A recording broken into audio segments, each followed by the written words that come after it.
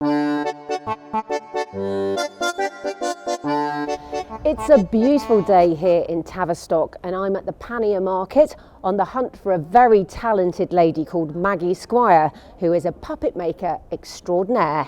Let's see if we can find her.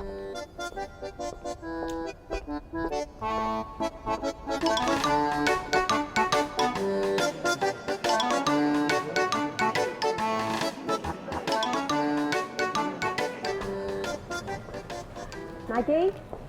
Hello, Hello, nice to meet you. Nice to meet you. Thank you.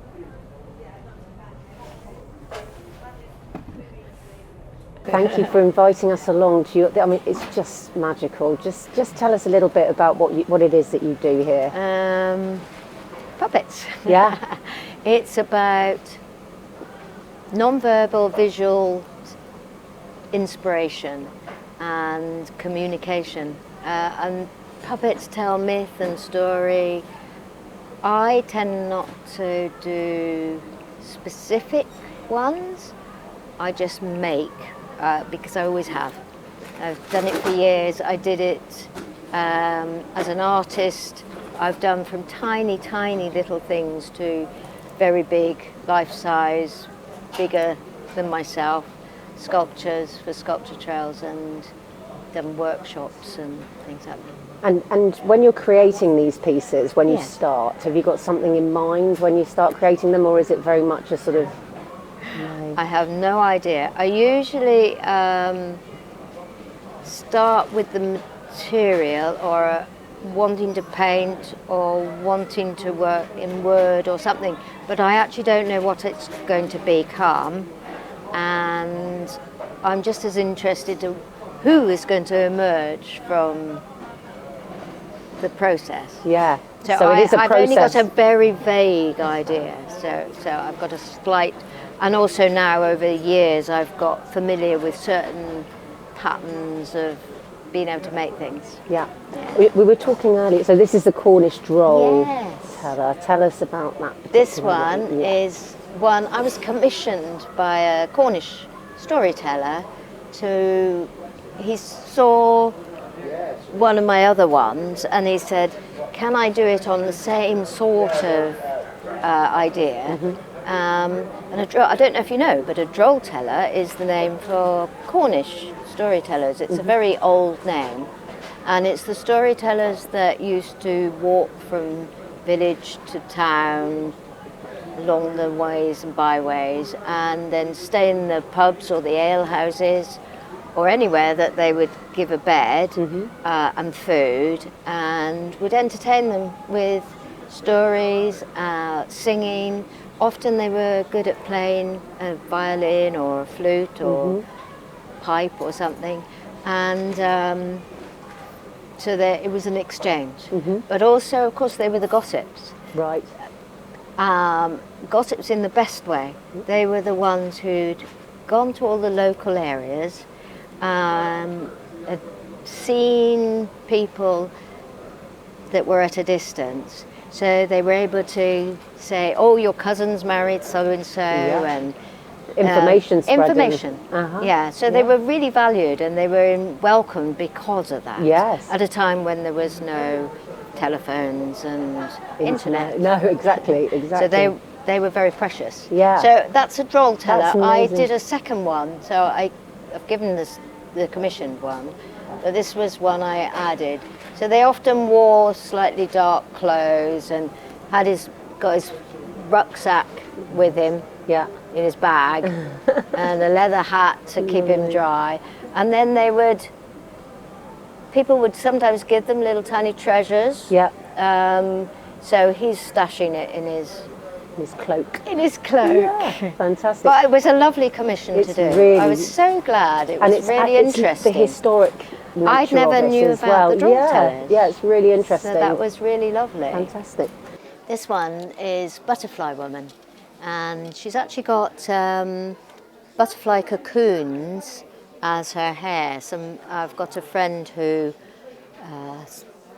weaves silk, and she grows her own silkworms. She allows them to come out naturally, and so the little cocoons have this beautiful neat little hole which they come out of, and she dyes all the cocoons, and I just thought they were such beautiful colours. So she is part of butterfly. She's emerged, and she's very colourful, and her arms are a bit butterfly wing-like. Well, this one I just feel as though she's rather an actress who's done an awful lot of stuff, had an awful lot of experience, and she's just, you know, burst a bit past it, but lots of stories. That one is one of my favourites. I had that for a bit. That one has poems within it. It's got lots and lots of scrolls coming from her. Her dress is full of scrolls, and each one is a wrapped up scroll which has a little 3 or 4 word poem in it, a sort of instantaneous writings that I did at one time. I did a whole series of stuff about that, about being in the moment. So I'd write whatever came into my mind at that moment. She was very plain to begin with, and she just demanded an awful lot of extra beautiful thinking. So I don't know, she's very exotic.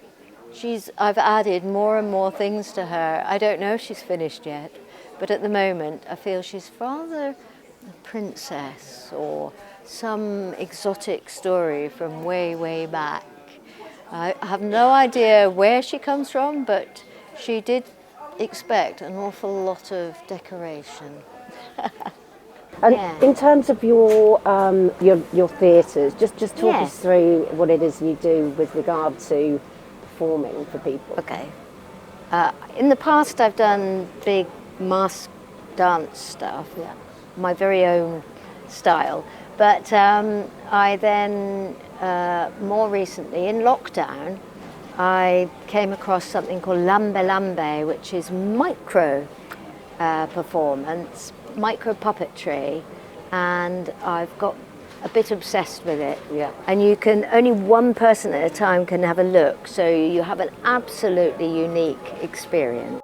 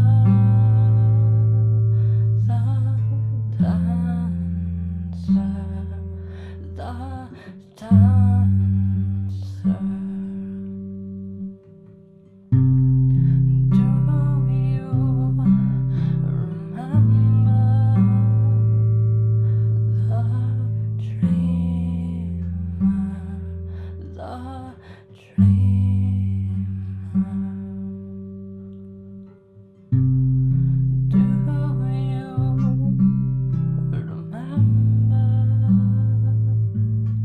the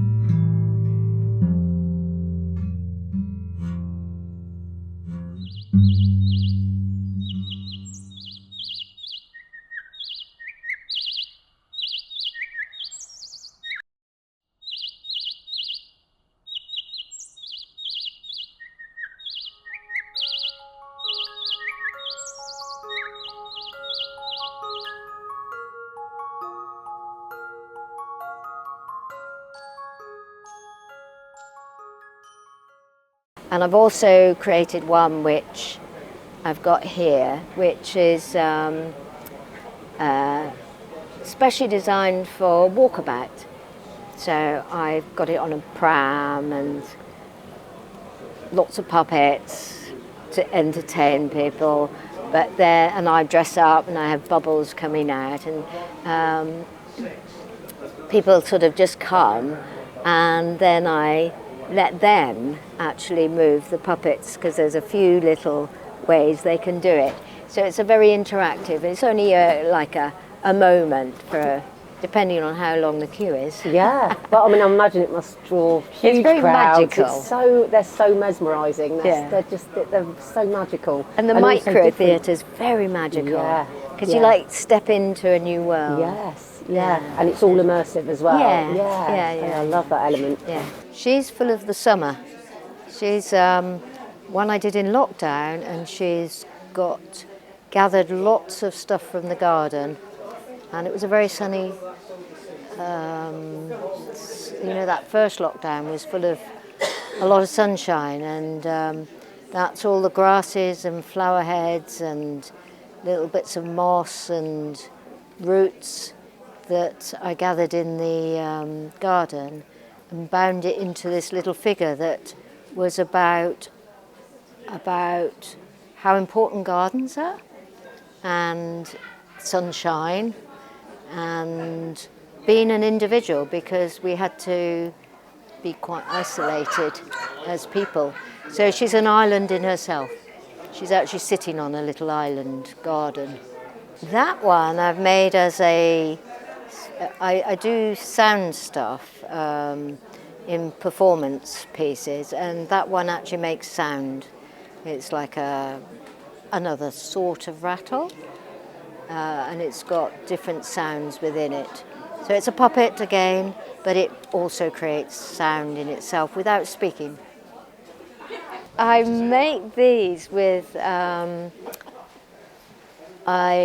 fire etch them, and I saw the boat. I've been wanting a boat, and because there is a very ancient myth that at the start of the universe, right way beyond our imagination, way beyond the edges of the universe, there was a fight or a battle between good and evil, or life force and desecration, and the life force hid itself into the cosmic serpent and gathered several of them and put themselves into boats which travelled across the universe until they finally found Earth and were trying to escape from the evil. And when they came to Earth, they came out of their boats and split themselves into 1,000 million different things, which is why Earth is so full of diversity, because then evil can't get to it, can never gather it all up and destroy it, so that we will always have life. And I loved the story, so that's what that little boat is about. She's a rattle one. She rattles different sounds in her head and her body. So she can be used as a puppet or as a rattle. And she's pregnant. Have you got any favourites? Which particular ones you like working with, or been fun? I have got some. This one. Yeah. Wow. Often the first that I do of a particular style, she can talk to you instead. Wow. It's the first one I did of this particular style. So this one I won't sell. No. And generally when I'm making them, I'm a bit in love with them, Yeah. because puppeteers are. Yeah. I didn't think I was a puppeteer, and then a very long-standing, very international puppeteer said to me, "Yes, you are, because you fall in love with your puppets." Yes, and you absolutely. start using them to interact with Yes. people. I love the movement in the hands, the way it holds the face. It's, Yeah, it's the movement as well as the incredible. They're just so intricate. she's sort of Clever. she's very easy to move. Yes. I like her boots. Yes. I love She's it. very proud of her Yeah. boots. They've got a real unique look about them, and So that's a it's favourite. mesmerising. Yeah. Yeah. And then I've got another little tiny favourite, Oh. which is a very tiny one, Wow. and that is made from oak, and it's like a little tree It's spirit. amazing. And how long did it take to make something like that? That one took a little while. I spent a day focused on it, and then I added bits later. Yeah. Yeah. It was very tiny, so I had to whittle that one, Yes. and I love that one. Yeah, that's. And then the other one that I've just recently done, that I really am pleased with, is this little one. Oh, she's And gorgeous. she's a lady who, from an old myth, where a kind lady, rather tired, one day discovered she was growing feathers.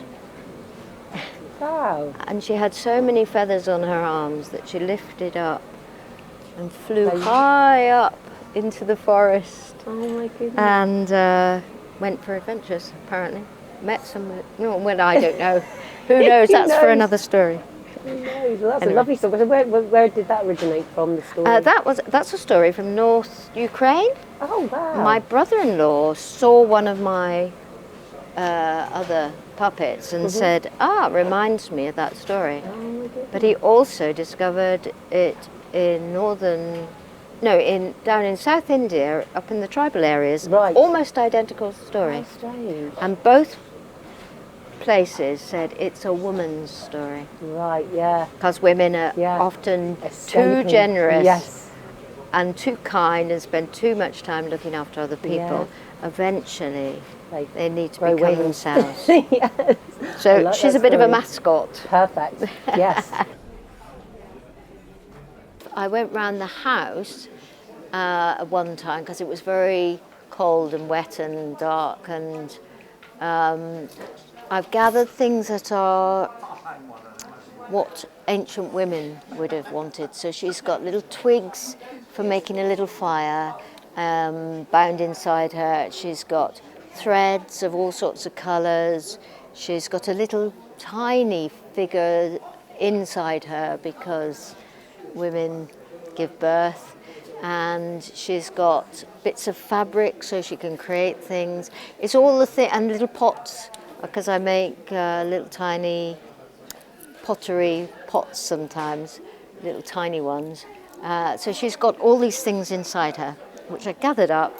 So she's a hearth woman. That one I created because my daughter's a circus person.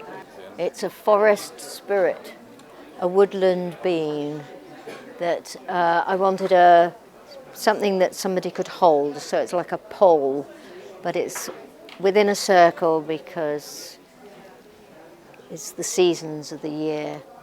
And this one was springtime, so it's got little tiny flowers beginning to emerge. Ah, yes, she's one I did quite a while back. I don't know what to call her. She's just, but she attracts an awful lot of attention. She's one of the favourites of lots of people. She's just got long strands of fabric, and for me, when it's ripped up bits of fabric, it's like almost like prayer flags. So she just holds so much myth and story and thoughts for the world and her universe. She's just full of things. This one, I went to a storytelling in the back of Beyond in Devon. There was a very ancient walkway which the cows used to do, and it was a very, very old lane. And as I went up, I sort of found myself gathering little bits. And so in there is this particularly ancient Devon pathway, which has existed for hundreds and hundreds of years. And I've got little acorns in it, little tiny roots, a little bit of earth, a couple of little pebbles, leaves and twigs, and all gathered in. And so when I see it, I actually remember every little step on that path. So for me, it's a memory. That one's full of autumn stuff, hence the colours. And then this little one is, there's a chapel called St. Raphael's Chapel near here, which is full of snowdrops, in fact, in February. And I gathered up all the fallen snowdrops and little bits of moss and little bits of leaves and roots from around all the snowdrops, because it's quite famous around here. People often go and visit the snowdrops at St. Raphael's Chapel. And so Maggie, what is this about the Thousand Ladies project? Well, a little while ago I came across a myth that intrigued me, which comes from Tibet. Apparently in the 14th century, a woman, an ordinary woman, not a high-born, important woman, just had a very strong feeling that she needed to dedicate her whole life to the feminine, to the divine feminine. Mm-hmm. So she went up the mountain to the monastery and asked to see the head of the monastery to get his blessing. Well, she went up there, she trudged all the way up the mountain. The guards wouldn't let her through. And eventually she said, I'm not moving until I see him. So 3 days later, she was taken to the Lama, the head of the monastery, and he heard what she said, and he went into deep meditation. And when he came out, he said, because of your focus, one day 1,000 other women will feel moved by the divine feminine, and the world will change and we will know peace. I just thought it was such a wonderful story and so unusual, because very rarely is the woman the main character. Yeah. And also peace is often not thought of in myths and stories. Mm-hmm. So I decided to make 1,000 women. I'm not quite at 1,000 yet, but I'm over 600. Wow. So that's a project that's an ongoing one, which may take me a little while, but I have 1,000, nearly 1,000. I have over 600 small figures about that size, which are in the house, on all the shelves, in the cupboards, in the suitcase. Have you got a large house? Luckily, I've got a bit of a ramshackle house that's got room. Yeah. Yeah, and a very tolerant husband.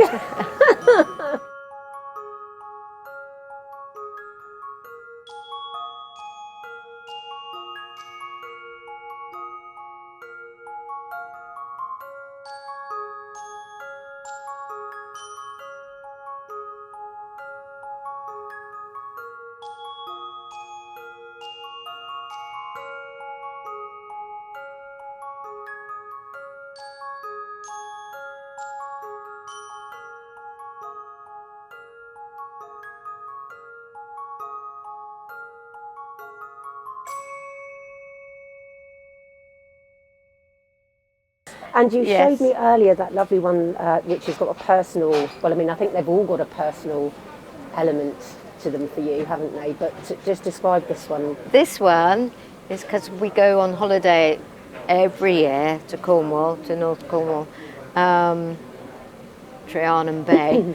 This is full of the sand and the shells and seaweed and little tiny pebbles, from the beach, which I gather up and tightly bind. Yeah. And then it becomes a little person. And I put the little mirrors, because I did have a few years where I lived in India as a child, so I kind of got into little mirror work. Yeah. But I thought it was like the reflection of the sea. Yes, it's gorgeous. So she's a bit of the sea from Cornwall. Yeah, memories. A memory. Yeah. It's in order to, memory yes, bank. because I instantly connect to that memory. Yeah, Yeah. that's lovely. She's That a little means- bit odd, but you No, know. I love it. Odd means then I won't forget. And it's strange you said about the mirrors and things. I was, I wanted to say it's got there is a bit of a sort of, I can see the Indian influence, or Yeah. Middle Eastern or something, Yeah, Turkish or something. I don't try to do no, that. it's But it just comes out. I was there from the age of 9 till 12 in a very rural Yeah, area right, of okay. India. But it's also interesting. I've got a grandmother who was from Poland and North Ukraine. yeah, And the folk art is actually very similar as well. Right. So I was a bit taken aback at that. Yeah. So my ancestors are obviously yes, yeah. there somewhere, and I'm unconscious of There, it. yeah. Coming through your artistic process, yeah. Yeah, Amazing. yeah. Fantastic. Well, thank you so much, Maggie. Welcome. It's been a real pleasure, and I'm just, absolutely mesmerised. Thank you. You're very welcome.